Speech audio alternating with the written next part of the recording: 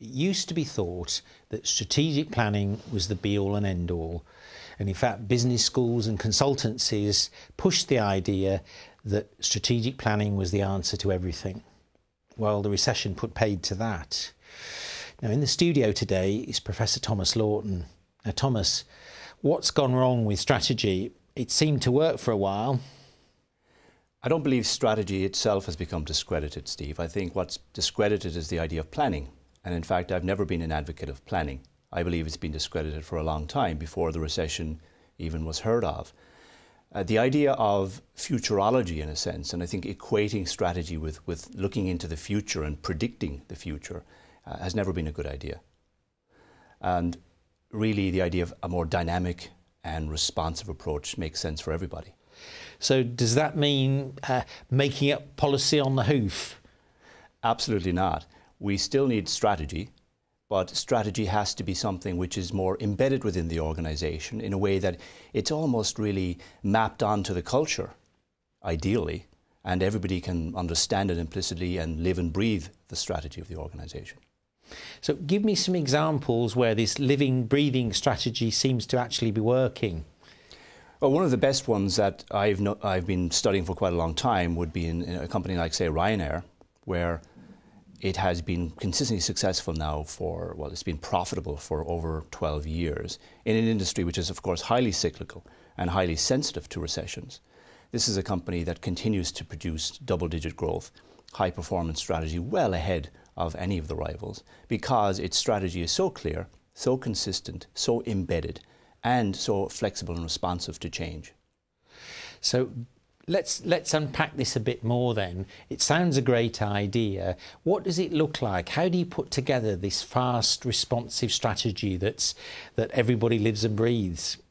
Well, it comes down to a number of clear principles that where you really have to strike a balance, I think, between change and consistency in how you approach strategy. So therefore, the starting point is the clarity of vision, which is really, and vision is about purpose and identity to some extent. It's about where you want to get to and what you want to be. And if you think of entrepreneurs and any small companies that do well, it's pretty much implicit in the mind of the entrepreneur what this company is to be and how it should look like and where it's going towards. That's imperative. Now, you have to be very careful not to change that too much, because that creates mixed messages and that can cause lots of confusion for every stakeholder. The other key point is really, what is it you're trying to sell to the customer? What is your differentiator? What is your proposition to the customer? Again, there has to be a certain degree of consistency around that, which needs to change sometimes, but really it has to be pretty consistent. Where the change comes is really in how you deliver on that, I think. And that's where you need to be responsive and adaptive and flexible. How do you deliver? How do you put into play the strategy in different contexts? So, I mean, let's look at the practicalities. Somebody say, well, we seem to have quite a decent strategy process. It's not working as well as we'd hoped, and this recession has really shown some big holes in it. How would you go about getting hold of it and changing it into the kind of ideal that you've been talking about? Mm-hmm. I think there are two types of companies that have suffered particularly during this recent recession. The first type are those that actually have no strategy, or where their strategy became exhausted many years ago and was out of touch with the market and with the customers. One can think of the collapse of Woolworths, for example, as a case in point of a company that the strategy really was rather tired for a long time, and they were therefore pushed over the edge by the recession. A second type is those that have been adversely affected really at the forefront of recession, such as the car industry, where even good companies with clear and consistent strategies like a Toyota or a Honda have obviously been badly hit and have had to really reel in their growth and expansion. But there are other companies that have been very much on the offensive, particularly during 2009 or the latter half of 2009.